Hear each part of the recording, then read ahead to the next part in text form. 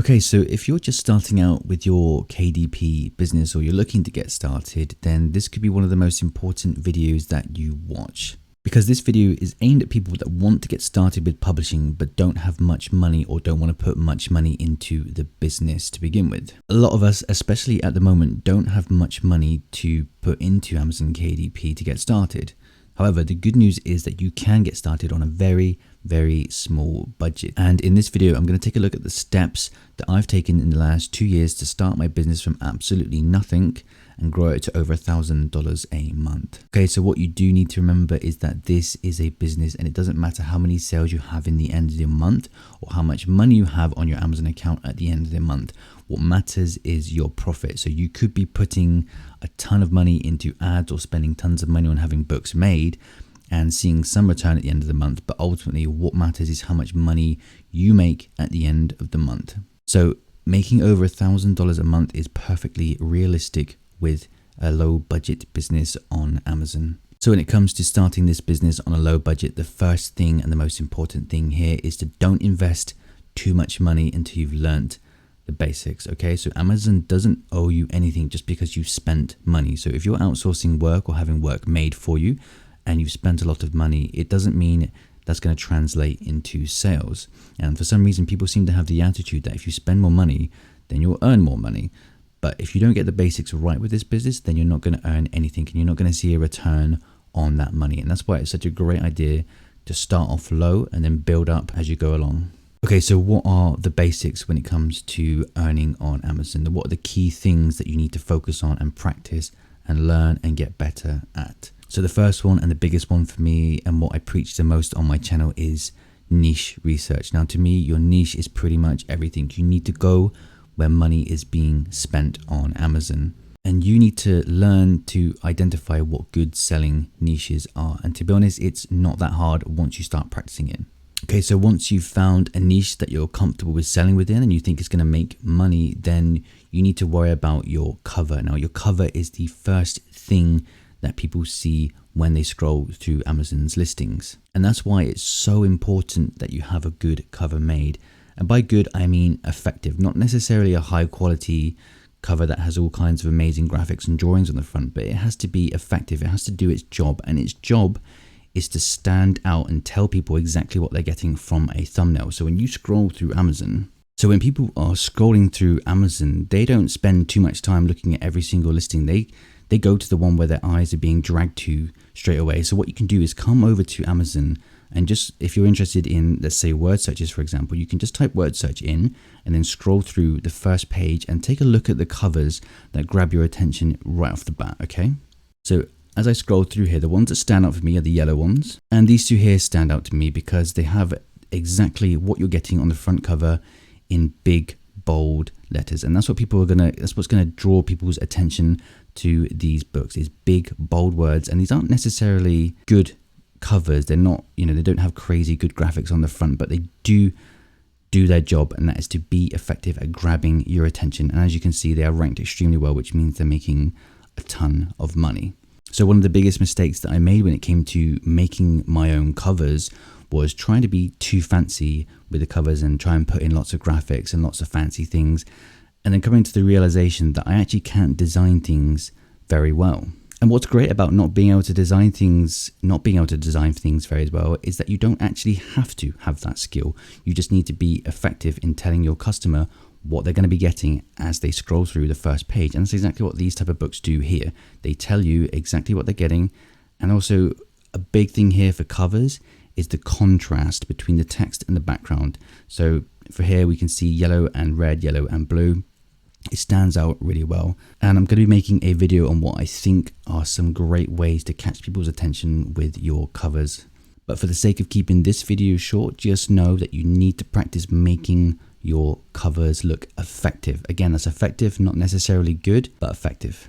Okay, so the next absolute basic that you must learn are your titles. So for me, your titles are less important than your front cover, because the first thing that people see are your front cover, and then they go ahead and look at the title to see what they're getting. And that's exactly that. They're seeing what they're getting inside this book. So you need to tell them what they're getting. And that sounds very simple, and it's because it is simple, but the hard part is getting keywords into your title whilst telling people what they're getting. So a good example here is this word search here. I really like the cover. It stands out with the contrast, the yellow and the black and white font, black and white text here. And it tells you exactly what you're getting on the cover in big bold writing, 250 puzzles, word searches for adults. And on, once I've seen that, I'm going to go down to the title and see exactly what I'm getting. So that's 250 word search puzzles for adults. It's a big puzzle book with word find puzzles for seniors, adults, and other puzzle fans. So what they've done here is they're telling you exactly what they're getting, exactly what you're getting. And they're also putting keywords in there such as seniors, adults, puzzle book, word search. They're getting all the keywords in there as well. So that's the next thing that you need to learn, is making an effective title by telling customers what they're getting whilst putting in relevant keywords. So I do have videos on how to create these titles and how to find keywords, and I will link you to them in the description as well. So that's the order of importance here when it comes to learning the basics. Is the first one being your niche, the second one being your book cover, and the third one being your book title. Now, if you get these three things right, then you're going to be massively increasing your chances of making sales without having to run ads to your books.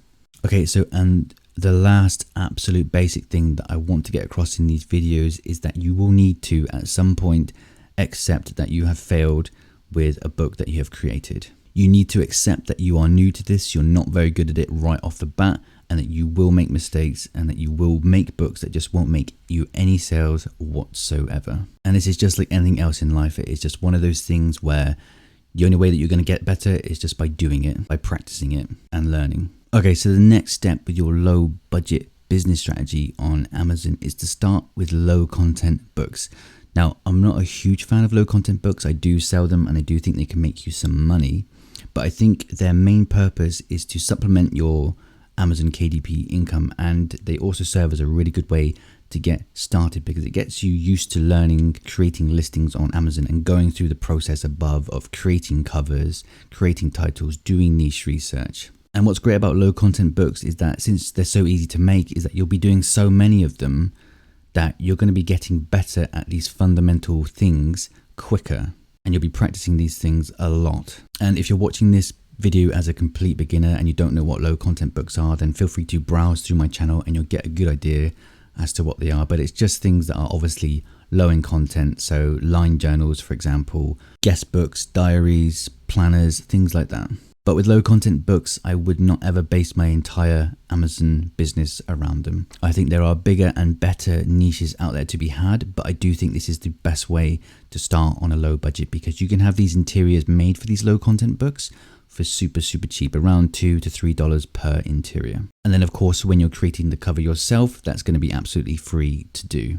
So again, with low content books here, we're keeping our spend very low whilst getting into Amazon's publishing business. So when it comes to low content books, I do think you need to find a nice middle ground between time and quality. So time spent on creating these books and the quality that you produce with these books. Now, with low content books, there's no point in trying to create 1 or 2 or even 10 books and then expect to make good money from them. So if you're spending months on end creating these low content books, then you're probably not going to see a fast enough return to make them worth it. With low content books, you need to focus on volume. You need to have a lot of these books out there in order to make sales. Now, that doesn't necessarily mean that these have to be low quality. You can still make them of a good quality without taking too much time creating them. And when it comes to no content books, such as basic line journals, then I would only recommend doing them if you're good at design. Now, these are so easy to make that Amazon is absolutely, I think this is the only niche that I would consider saturated on Amazon, is the lined journals niche,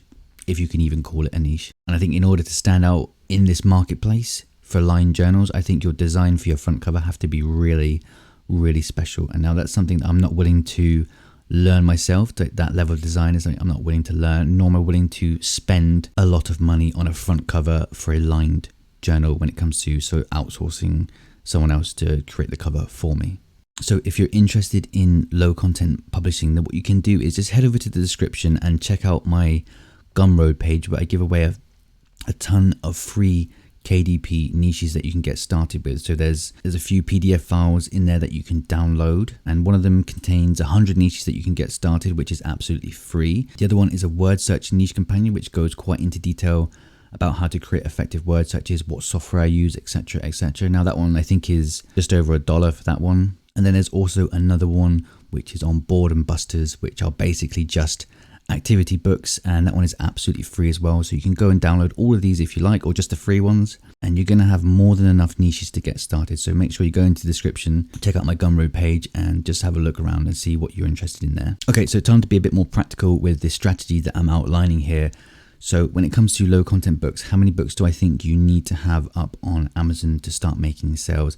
I would look originally to go for around 50 to 100 books. Now that sounds like a lot, but it's absolutely nothing, given that you can create these books within 20 minutes. You can create these books. A lot of people out there who are doing low content publishing, they have thousands and thousands of books on the market. Okay, so the next step in this low budget strategy is to give your business time. The reality here is that you might not get sales straight away, and the other reality is that you might get sales straight away. That's just the way that it is with publishing on Amazon, and you need to make sure that you don't get frustrated if you don't see sales even for a little while, because you just need to know that this is absolutely normal for this to happen. And while it can be demotivating to see this happening, to see a lack of sales coming into your account, just know that if you stick with it, if you keep learning, keep producing books, keep publishing, then you will eventually make sales and you will start making money. However, if you have uploaded between 50 and 100 books and you're not seeing any sales within 2 months, then it is probably a good idea to start reassessing your niche, your cover, and your title, because the chances are that you are just doing something fundamentally wrong.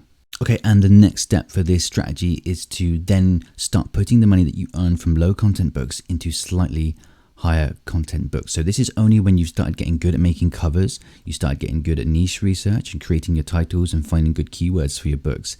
Only then should you start looking into these higher content books, because with these higher content books, you're going to be spending money on them. So you want to make sure that you get these absolutely right when you're creating your cover, your title, and finding the niche for them. So what's great about higher content niches is that they're going to have less competition and they're ultimately going to make you more money. Now, obviously the trade-off here is that you're going to spend more time creating them and you're probably going to spend more money creating them. So the niches that I started with when I was looking into higher content books were cookbooks, short stories, word searches, and activity books such as Boredom Busters.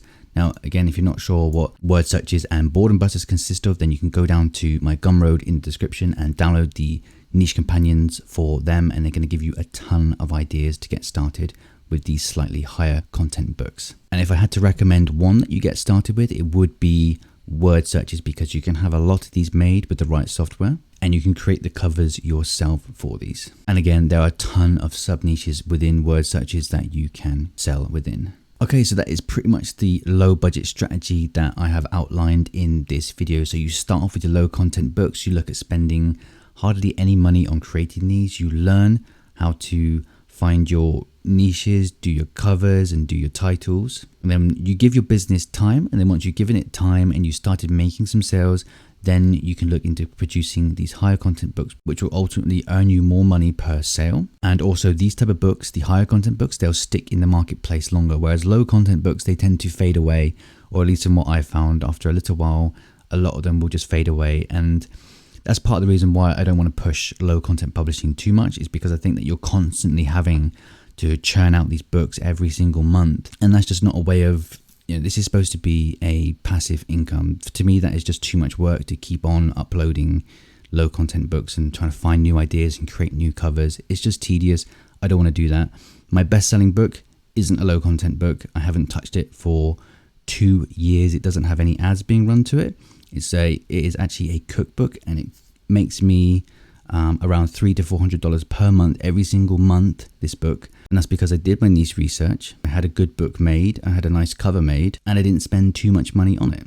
And it is stuck in the marketplace making money for the last 2 years now without being touched whatsoever. Okay, so within this low budget strategy, there are a few things that you can do to make sure that you are making as much money as possible. Now, the first thing that I do when it comes to having work outsourced is to make sure that I take my time finding an outsourcer who can do a good job on my book, for a low price. So I think I said before in previous videos, the maximum amount that I'm willing to spend on an interior for a book, be it writing or a design, is around $50. And if I can create the cover myself for these books, then I absolutely will do that. So again, just try and think of this in as much of a business way as humanly possible. You want to think about what you're spending, what your outgoings are. Always have that in mind, how much money you're actually spending on this business. And the next thing that I would say, and this probably goes without saying, but it is a reality, and I think you need to have at least 100 books on your account. Now it sounds like a lot, I know it does, but if you're producing low content books really quickly,